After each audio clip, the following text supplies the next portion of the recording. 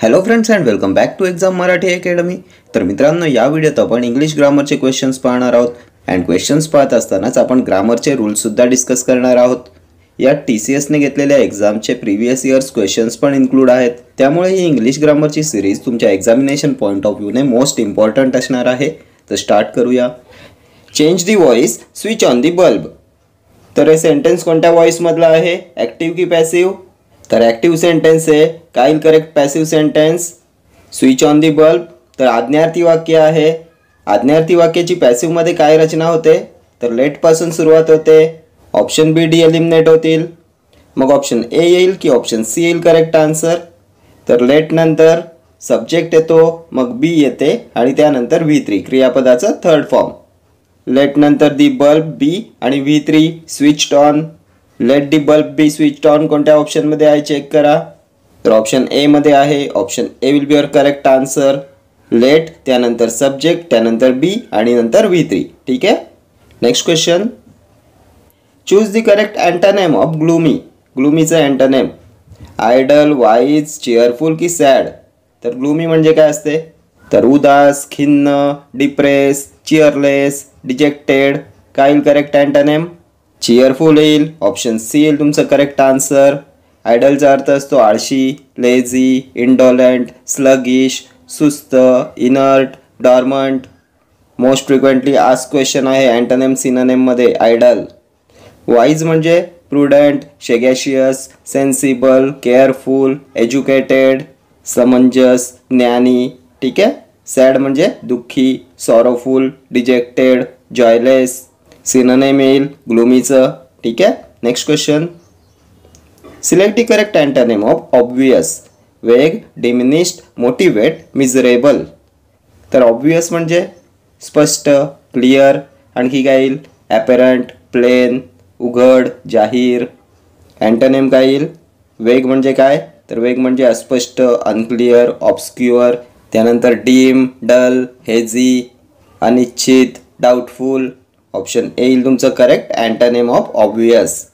Diminished म्हणजे decrease, fall, lesson, कमी होणे. मोटिवेट प्रवृत्त करणे, इंड्यूस करणे.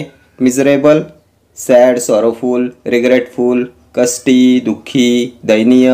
ठीक आहे. Next question. Select the correct antonym of modesty. Thoughtlessness, pride, extravagance, restlessness. मॉडेस्टीचा अँटोनिम. तर मॉडेस्टी म्हणजे नम्रता, ह्युमिलिटी, प्युरिटी येईल, सिम्प्लिसिटी येईल, बॅशफुलनेस, व्हर्च्यू. काय येईल करेक्ट अँटोनिम? तर प्राईड येईल. Option B. प्राईड म्हणजे अभिमान, गर्व, कन्सीट, इगो, लॉफ्टीनेस. ठीक आहे. एक्स्ट्रावॅगन्स पण खूप वेळा एक्झामला विचारण्यात येतो. एक्स्ट्रावॅगन्स म्हणजे उधळपट्टी करणे, अवास्तव खर्च करणे. रेस्टलेसनेस अस्वस्थ, अस्थिर, a lack of patience, uneasiness. ठीक आहे. Next question. Choose the correct antonym of concise. Short, ignorant, abundant, wordy. कन्साइजचं अँटोनिम. तर कन्साइज म्हणजे संक्षिप्त, ब्रीफ, कॉम्पॅक्ट, समरी. काय अँटोनिम? वर्डी. Option D. वर्डीचा अर्थ असतो शब्दबद्ध. ॲबंडंट मुबलक, विपुल, प्लेंटी. इग्नोरंट म्हणजे अज्ञानी. ठीक आहे. Next question. Choose the correct antonym of profound. Plenty, स्कॅन्टी, deep की वास्ट? तर प्रोफाउंड म्हणजे डीप, इंटेन्स, कीन, सिन्सिअर, ॲक्यूट, गहन. अँटोनिम काय येईल? स्कॅन्टी. स्कॅन्टी म्हणजे अपुरे, इनसफिशियंट, डेफिशियंट, तुटपुंजे. ठीक आहे. प्लेंटी म्हणजे भरपूर, सफिशियंट, ॲफ्लुएन्स, वेल्थ, विपुलता. डीपचा अर्थ असतो खोल, गंभीर, गहन. प्रोफाउंडचं सिनोनिम येईल डीप. वास्ट म्हणजे विशाल, अफाट, प्रचंड, कॉस्मिक. त्यानंतर एलिफंटाईन, इमेन्स. ठीक आहे. Next question. Choose the correct synonym of docile. Manageable, shame, hesitant, obedient. डोसाईलचं सिनोनिम. तर डोसाईल म्हणजे नम्र, इझी गोईंग, जेंटल. मीक येईल, कॉम्प्लियंट येईल, सबमिसिव्ह येईल. सिनोनिम काय येईल? मॅनेजेबल. Option A. मॅनेजेबल म्हणजे ताब्यात ठेवण्यासारखा, मॅनेज होणारा, इझी गोईंग, जेंटल, मीक. ठीक आहे. शेम म्हणजे लाज, ॲबॅशमेंट, blush.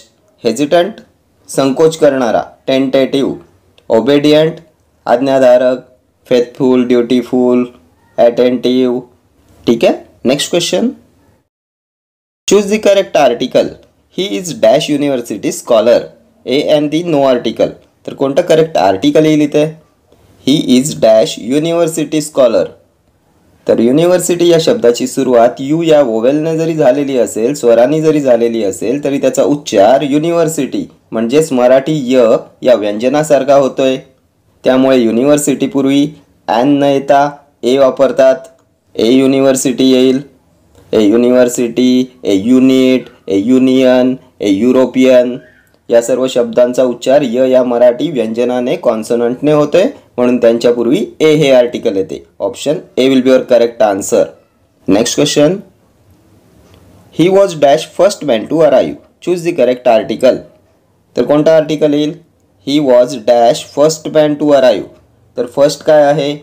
First, second, third, fourth काय आहेत? क्रमवाचक विशेषणे आहेत, ऑर्डिनल ॲडजेक्टिव्ज आहेत. आणि क्रमवाचक विशेषणांपूर्वी दी हे आर्टिकल वापरतात. The first, the second, the fourth, the first. ठीक आहे.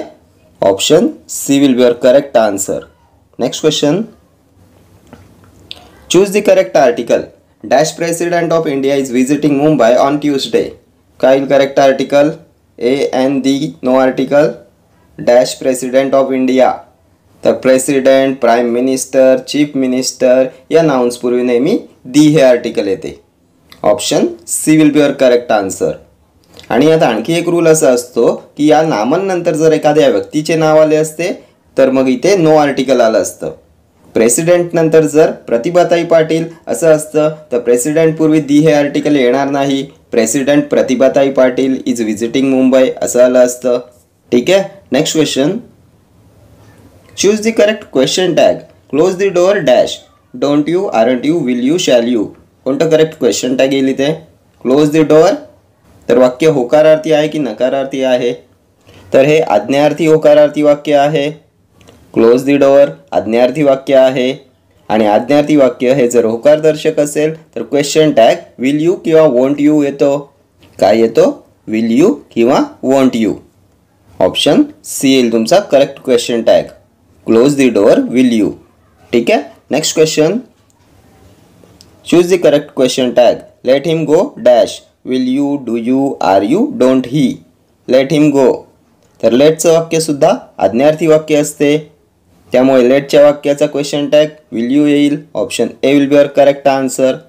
ठीक आहे. Next question. Change the following into indirect speech. He says it is a fine day. काय येईल करेक्ट इनडायरेक्ट स्पीच? तर सेंटेन्समध्ये रिपोर्टिंग वर्ब कोणता आहे? रिपोर्टिंग वर्ब म्हणजे बोलण्याची क्रिया दर्शवणारा शब्द. तर तो आहे सेज. रिपोर्टिंग वर्ब आहे सेज. आणि जेव्हा रिपोर्टिंग वर्ब हे वर्तमान काळात किंवा भविष्य काळात असते, प्रेझेंट टेन्स किंवा फ्युचर टेन्समध्ये असते, तेव्हा जो रिपोर्टिंग स्पीचचा टेन्स असतो तो सेम राहतो.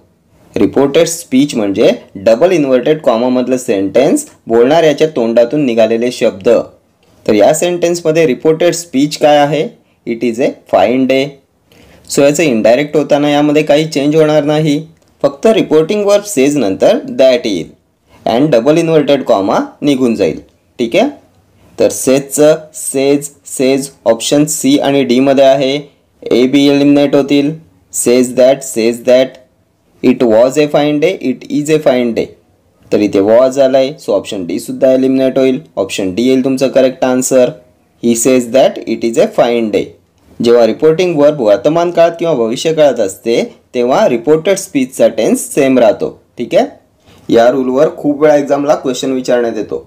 Next question. Convert the following into indirect speech. The sun rises in the east, he said. तर हा सुद्धा मोस्ट फ्रिक्वेंटली आस्क्ड क्वेश्चन आहे.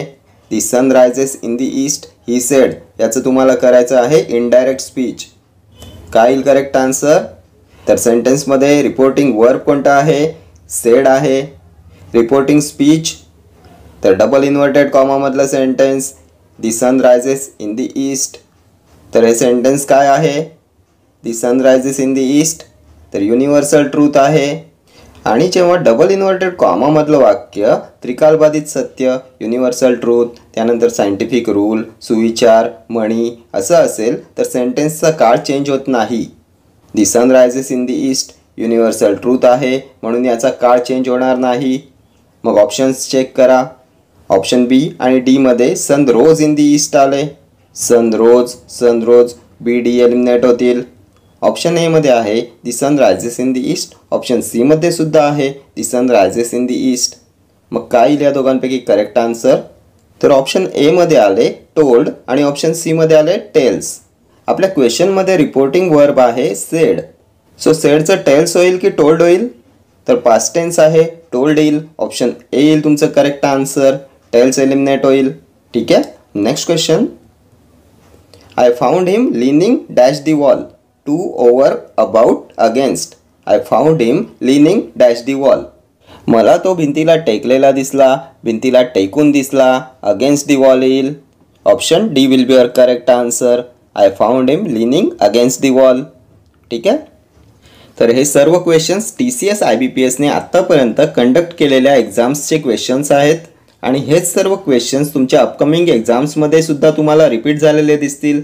सो हे क्वेश्चन्स तुमच्या एक्झामिनेशन पॉईंट ऑफ व्ह्यूने मोस्ट इम्पॉर्टंट आहेत. ठीक आहे. तर या व्हिडिओत इतकंच. भेटूया नेक्स्ट व्हिडिओमध्ये. Till then do like, share, comment and subscribe to my channel. Thank you.